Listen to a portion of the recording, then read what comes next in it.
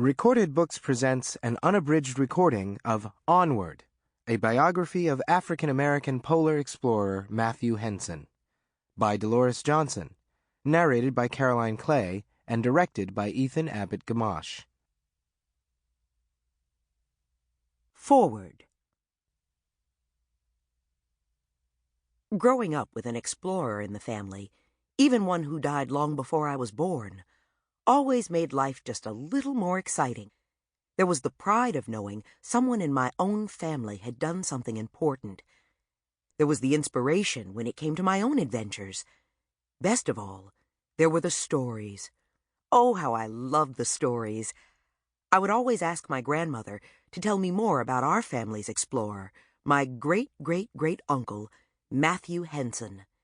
It didn't matter to me that not everyone I knew had heard of him. I knew that Matthew Henson had stood at the North Pole in 1909 before anyone else, and I always thought that was pretty special. I felt an even greater connection to Matthew Henson when I went to work at the National Geographic Society. I was a security guard in the very halls that sponsored explorers on expeditions to all the far reaches of the world. It took the National Geographic Society a long while to give Matthew Henson the same recognition they gave to Admiral Robert E. Peary, the leader of the North Pole expedition. In 2001, the Society awarded Matthew Henson the Hubbard Medal, their highest honor for exploration.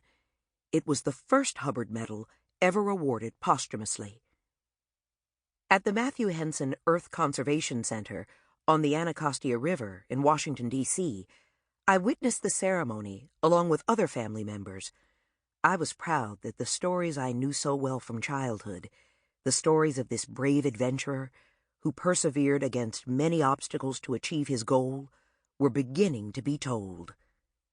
Leela Savoy Andrade. Matthew Henson, born on August 8, 1866, began life at a momentous time in American history.